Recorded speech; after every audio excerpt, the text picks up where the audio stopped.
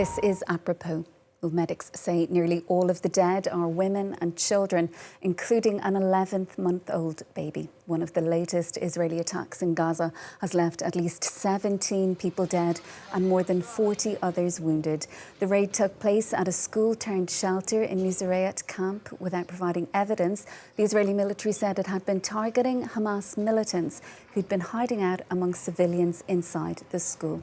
Emily Boyle has the details. One more school reduced to ruins, an all too familiar sight in Gaza. In this latest strike, most of the victims were children. According to staff at Order Hospital, which took in most of the casualties, dozens of people were killed and many more were injured.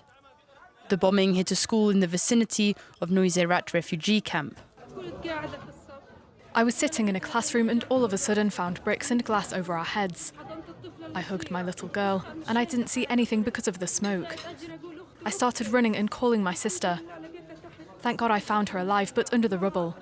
Smoke and fire were all over the place. The building was being used as a welcome centre for Palestinian refugees. The Israeli army recognised the strike, saying they were targeting Hamas militants. They did not, however, provide any evidence to support their claims. This is a shelter, and we have been living here for almost a year. There are no militants here, only civilians displaced from Gaza. 2/3 of the martyrs were children, no older than 10 years. The situation in Gaza is ever worsening as Israel continues their violent operations, which they say are targeting Hamas militants. According to Gaza's Civil Defense Agency, at least 770 people have been killed in the latest Israeli advance, which started on the 6th of October 2024. The Civil Defense Agency said it had been forced to suspend rescue operations in northern Gaza. They said that emergency workers had been detained, wounded or shot, as was the case of a medic operating in the area on Thursday. Palestinian rights activist Joharah Baker is among 5 women who are at the UN in New York this week to speak about gendered violence in Gaza and the occupied West Bank. They claim Israeli forces are using sexual violence as a weapon of genocide. Joharah joins us now. Joharah, thank you so much for being with us on the programme this evening. Firstly, what is your message to the UN this week? Thank you for having me. I came as part of a delegation to the UN with my sister organization and other women who work with Palestinian NGOs. And primarily we have come to the UN to amplify the voices of Palestinian women who we feel have been sidelined and who have not been heard at the UN and in the world throughout. So our message here is to speak in this forum and to tell the world about what our stories are as Palestinian women living under Israeli occupation and the daily indignities that we do experience over and above what is actually happening in Gaza today, which is a full-blown genocide. And so for us, we think that it's very important. I think that it's not about seeing what's happening in Gaza, because that is something that is very visible to the world. But the little stories that are happening, I don't think that people have heard it enough. And this is something that we all experience, not just the women in Gaza, but also women in the West Bank, where I live, and women in East Jerusalem. And so for us, it's very important for the world, and we are here to speak to people and to show them that we have stories as well, and that it is a very difficult experience living under occupation. And this hasn't been just for this year, where the world has all of a sudden looked and seen what is happening in Gaza. This has been ongoing for the past 76 years. And tell us about some of those smaller stories that you mentioned, because very often we do tend to focus on the big numbers. The latest Israeli attack in Gaza today, for example, most of the victims, again, women and children, according to medics there. So what kind of abuse are women reporting to you? Well, you said it. the fact that there are numbers that are being reported. We are not just numbers. Yes, the numbers are horrific and they're horrendous, but behind every number there's a story. And we have documented cases of sexual violence against women in prisons, in Israeli prisons, from Gaza and from the West Bank.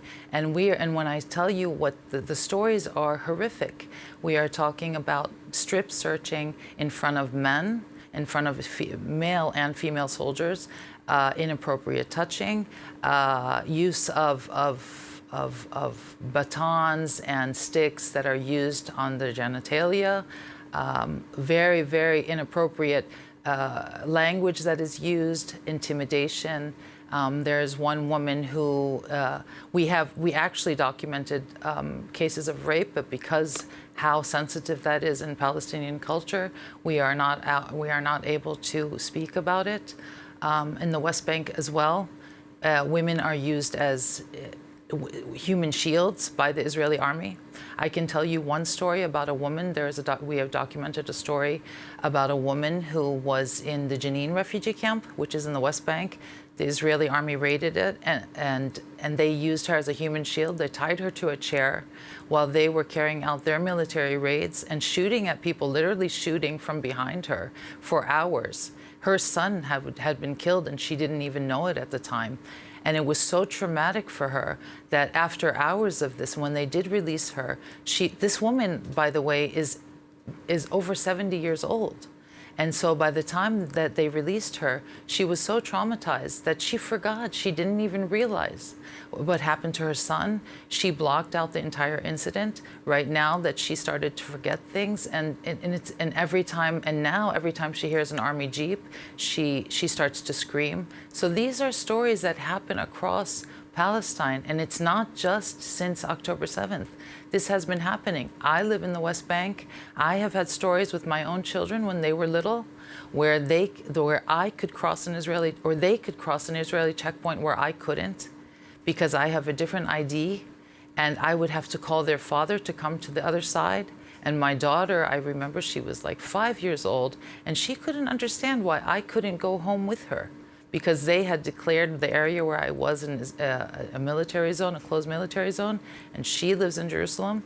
So my husband had to come to pick her up from the other side, and I had to hand her over, and I couldn't go home, and she was just screaming and wailing because she doesn't understand why her mother couldn't go home. And it's just these little injustices that happen to women every day, that we want people to understand and to hear. And you say that the conditions have deteriorated over the course of the past year since this latest Israeli offensive in Gaza. You describe it as a clear and systematic policy and say that these are tactics that Israel has long used in Gaza and in the West Bank. Yes, absolutely. I mean, as you know, of course, after October 7th, everything has been worsened by exponentially. However, Israel has used sexual violence as a weapon of war. It's been systematic ever since its inception in 1948. And especially against women in prisons, and not just during their arrest, but also when they are in prison, after they are incarcerated. They strip search them, they beat them, they intimidate them. They also accuse that either there are actual documented cases of rape, or they are threatened with rape, and how they take their husbands and they threaten the husbands with raping their wives or their daughters or their sisters in order to try to coerce them to confess. So this has been a systematic weapon of war used by Israel, and we have documentation of it. There are documented cases of these cases, and of course after October 7th it's become worse, because I don't know how much people know the conditions in Israeli prisons now. They're horrific. They are actually starving. Male prisoners, female prisoners as well. They get very little food, no medical attention, no medical and no family visits. The lawyers' visits are are very few and far between. And this is not even talking about the people who have been abducted from Gaza. And I say abducted because no one knows where they are. No one knows how many people there are. There are whole families who have been taken, including women, including children. And the only way that anyone knows about what's happening to the women in Gaza are if a prisoner is released and they have heard about them or they heard their name. And when I say heard, I mean they also tell about the screams that they hear from the cells, that they know that the Gazans are being held and they are being tortured, and they hear the cries. And so we are living through very, very difficult times, whether we are in Gaza, whether the Palestinians are in Gaza, in the West Bank, in the diaspora. This is our people who are being systematically annihilated and ethnically cleansed. And so if I can just go back to your first question, this is why we are here. We need the world to hear us and to see that we are not just numbers. Behind every number is a story.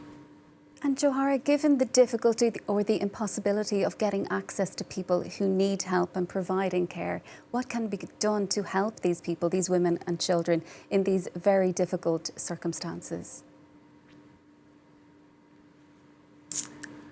Well, in order to help them, the only way to help them is to stop Israel. This is to be very honest. These women, Palestine is not a humanitarian problem in its essence. The humanitarian crisis is a result of what Israel has done. It's a result of the years-long occupation, and right now it's a result of the genocide, and it's a result of the fact that Israel has closed off Gaza to the entire world. So the only way to help them is to to make Israel comply with international law and with its obligations as an occupying force, to open the crossings, to allow humanitarian assistance, and to stop bombing civilian populations, to stop abducting civilians, to stop killing women and children. And they are targeting women because this is one aspect of genocide. They want to stop women from having children and from the generations to continuing. And so this is the only way to help them. Any humanitarian assistance that gets in is very, very, very minuscule. And it's not enough. People are actually starving. Joharah. And so again, the only way is to force Israel's hand. Joharah, yes. I'm so sorry for cutting across you there, but we'll have to leave it there for now. We do really appreciate your time on the programme and for talking us through all of that. Joharah Baker, women's rights activist, thank you so much for joining us on the programme. Thank you. Well, that is it from us for now. Do stay with us.